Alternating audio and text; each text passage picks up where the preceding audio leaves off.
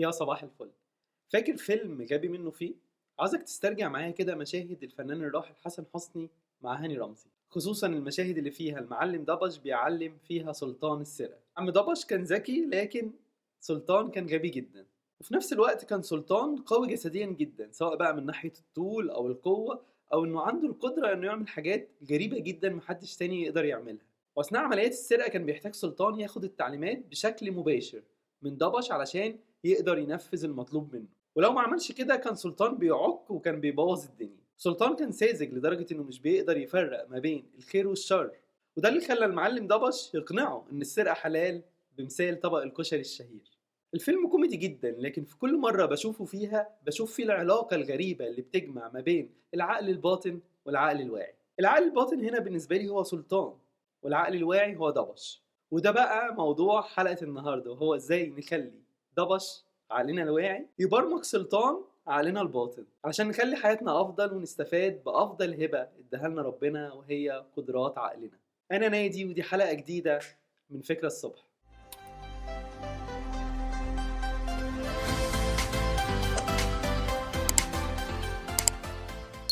العلماء لما جم يدرسوا عقلنا قالوا انه بيتكون من 3 مستويات، وشبهوه بجبل جليد في المحيط. قالوا ان الجزء الصغير اللي ظاهر من الجبل ده هو عقلنا الواعي، اما عن الجزء اللي في النص فده عقلنا الباطن، والجزء الاخير خالص وهو اخر مستوى وده عقلنا اللاواعي. طيب ايه الفرق ما بين مستويات العقل الثلاثة دول؟ انا عاوزك تعرف بس ان كل مستوى من المستويات الثلاثة دول ليه وظائف مختلفة، وعلشان ما نتلخبطش هعمل زي ما بيعمل معظم الدارسين واقسمهم لاتنين بس: العقل الواعي والعقل الباطن، على اساس ان العقل اللاواعي بيندرج تحت مسمى العقل الباطن. اعتقد كده الموضوع هيبقى اسهل، خصوصا لما نيجي نعمل دلوقتي مقارنة ما بين العقل الواعي والعقل الباطن. اول حاجة مهمة هي ان عقلنا الواعي ذكي جدا، بمعنى انه عنده القدرة انه يحلل كل الامور ويعرف من خلال التحليل ده ايه الصح وايه الغلط، ايه الحرام وايه الحلال، ايه اللي هيكون نافع ليا وايه اللي هيكون مضر ليا. اما العقل الباطن فهو غبي جدا زي سلطان كده، ما يعرفش يفرق خالص ما بين الحاجة دي مضرة للإنسان ولا مفيدة ليه. الحاجة التانية وهي إن عقلنا الباطن بيتحكم في حوالي 90% من الأعمال اللي بنعملها كل يوم، أما ال10% الباقيين فبيتحكم فيها عقلنا الواعي. يعني مثلا حاجات زي المشي والتنفس وتنظيم ضربات القلب والسواقة وكل حاجات بنعملها لا إراديا بيكون مسؤول عنها عقلنا الباطن. أما بقى الحاجات الجديدة اللي بتتعلمها والقرارات اللي بتاخدها خلال اليوم دي بيكون مسؤول عنها عقلنا الواعي. أما عن الذاكرة فعقلك الواعي نسي جدا، مش بيقدر يحتفظ بالذكريات لفترة طويلة، بيتقال إن هي بتكون مجرد ثواني، لكنه بيقدر يسترجعها من عقلك الباطن، وده اللي تقريبا بتتخزن فيه كل الذكريات. كل حاجة شفتها، كل حاجة سمعتها، كل تجربة مريت بيها بتتخزن جوه عقلك الباطن.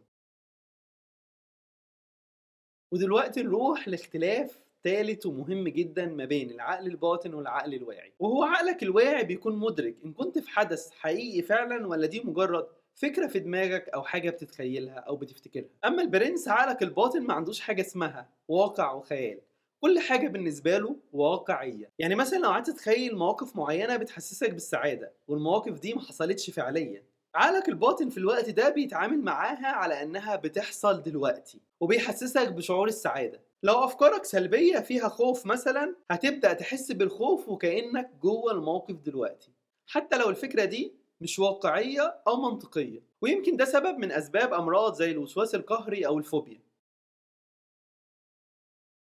ودي هتاخدنا لنقطة مهمة جدا، وهي تأثير العقل الواعي على المشاعر، واللي بيكاد يكون معدوم، عكس تأثير العقل الباطن اللي بيتحكم في كل مشاعرك وانفعالاتك. ومش بس مشاعرك وانفعالاتك، لا ده كمان بيأثر على جسدك.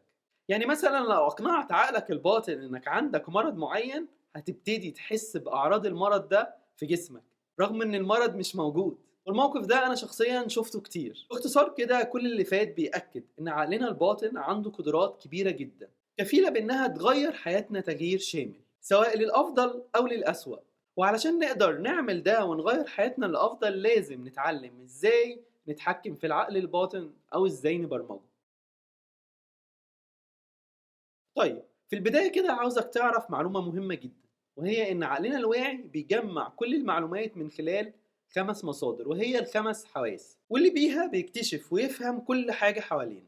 أما عقلك الباطن فليه مصدر واحد بس بياخد منه المعلومات، وهو عقلك الواعي. المعلومة دي لوحدها نص الإجابة، لأننا فيها عرفنا علشان نتحكم في عقلنا الباطن لازم نستخدم عقلنا الواعي.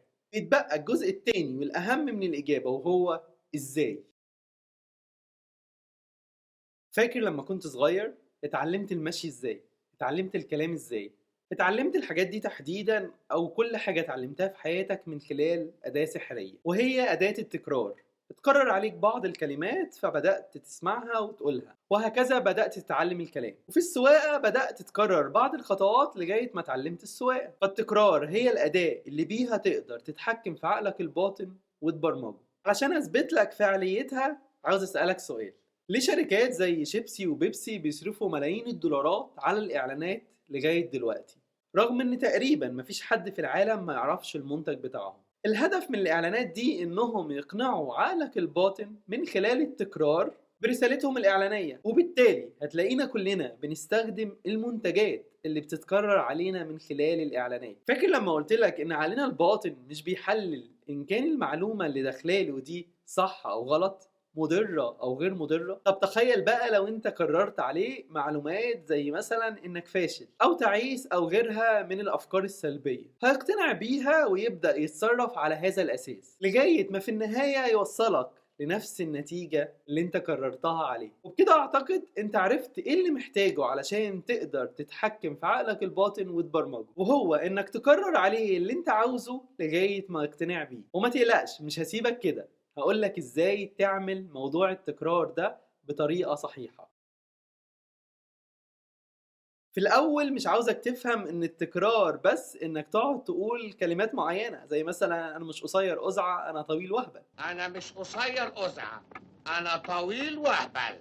أنا مش قصير قزعة، آه. أنا طويل وهبل. كمان هو ده تكرار، لكنه لوحده مش كفاية إنه يقنع العقل الباطن. لازم تعمله وتقول لنفسك دايما إنك ناجح وإنك إنسان كويس، لكن في نفس الوقت لازم تركز على الحاجات التانية اللي بتتكرر في خلال يومك، خصوصا اللي بيكون فيها مشاعر. يعني أصدقائك مثلا أو حد من أفراد عيلتك، تكرارهم لبعض الكلمات زي إنك فاشل ده كفيل إنه يقنع عقلك الباطن بالكلام ده. ولو اقتنع بحاجة زي دي هتلاقي نفسك بتعمل تصرفات وأفعال توصلك في الآخر للنتيجة دي. والعكس طبعا صحيح. هي دي الفكرة في الموضوع، وأعتقد إن هي منطقية جدا ومش خرافية. علشان كده لو انت عاوز تغير حياتك، غير أفكارك عن نفسك، وغير الأفكار اللي بتتكرر دايما قدامك. غير الكلمات السلبية اللي بتكررها دايما وبتقولها، زي إنك مش هتقدر أو مش هتعرف أو إنك فاشل. امنع الناس إنها توصفك بكلمات سلبية،